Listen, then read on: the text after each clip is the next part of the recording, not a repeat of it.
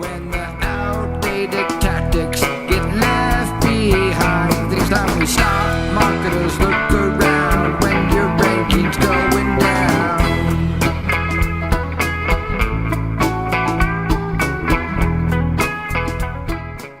Truman, you had talked about, I know you have tons of pay-per-click experience. In fact, I think I read somewhere, I think that you've done more than $600 million in ad spend through like Google and Facebook and Yahoo and Bing. And I'm kind of curious as well.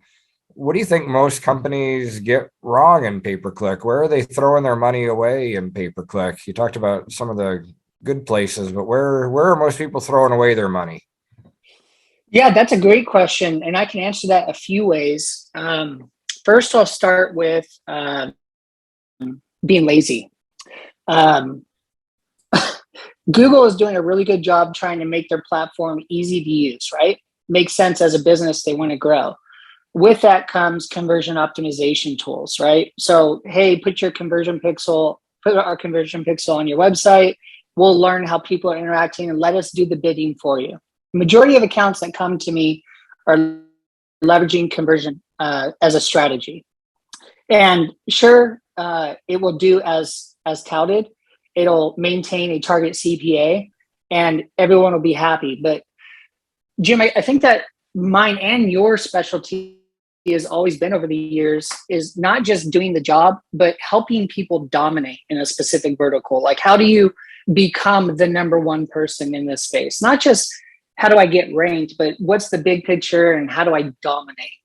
And, I'll give you a specific example of this one is I was hired on about a year ago working with, infamously, a drug and alcohol treatment center in the East Coast.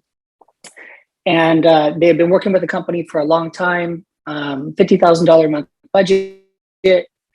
And the target CPA was not being met. And by target CPA, I'm looking beyond the phone call or the form fill, but the actual cost to acquire a new customer, right? And I don't want to say it that way. It sounds terrible, but the cost to help somebody save their life, right? There you go. And it came across wrong. You get where I'm coming from. It was not being met. And more importantly, they were only getting like 11, 12 people a month from Google Ads. And so one of the very first things that I did was I took that strategy away and I used a click strategy, kind of back asswards from what people would normally do. But that gave me the opportunity to see more about the way that people were interacting with the site. Now, as you know, with paid search, you could buy the right traffic, but if it doesn't convert, it's not worth anything. You won't be able to grow. So I did a ton of work in creating new landing pages, did a lot of controlled A/B testing, and found a way to incrementally lift the conversion rates, right? That justified my commitment to a click strategy as opposed to a conversion strategy, because obviously when you use a conversion strategy, you're limited by, you're limiting Google's growth potential and your own, right? You're saying, I'm not going to spend more than the CPA and I'm relying on this terrible landing page. And why am I not growing, right? Mm-hmm. So implementing that click strategy got me more data. It gave me the opportunity to grow the account. Lo and behold, we doubled our number of intakes, referred to as intakes. People were trying to help save their lives. We grew the account by increasing the budget, and things got going where they should have been. And it was speaking to the very first point to your question, which is being lazy. It's like most people don't know how to do the work. And when you're dealing with high CPCs, it's nerve-wracking, right? Client says, don't spend more than 2 Gs a day. Okay, well, how am I ever going to get there? So I had to get some buy-in from the client, get them to commit to a higher budget, and everything worked in the right direction. So that was by willing to do the work, right? Really stop and do the work. Mm-hmm. Is our page converting? All right, let's figure that out. Why is it not converting? Okay, what is our paid search strategy and what can we do differently? That same approach of being aggressive and being able to do the work gave me the ability to implement the display network, which 9 times out of 10, and I've worked with a lot of treatment centers, agencies will come in and fail miserably when it comes to display advertising. Because I took the time to do the work, I implemented the display campaign strategy. I worked with a lot of treatment centers and I've worked with a lot of agencies. 9 times out of 10, agencies will fail in the display network when it comes to working in addiction treatment, high CPCs. Because I knew a lot about the display network and I had a massive list of excluded URLs to include in my campaign. And I also knew which specific targets would generate quality traffic. I took the time to do the work. So not being lazy resulted in the success of doubling the number of intakes coming in and being able to grow the account. So that's the first part of what are the common mistakes that at least I'm seeing when it comes to paid search. Another common mistake is, and it kind of builds off of not putting in the work, which is negative key phrases. There are, of course, people who will implement negative key phrases, but they won't continue that process. My recommendation is that you set a day once a week, you go through your search query report, your search terms report, and you see what is not relevant to your business.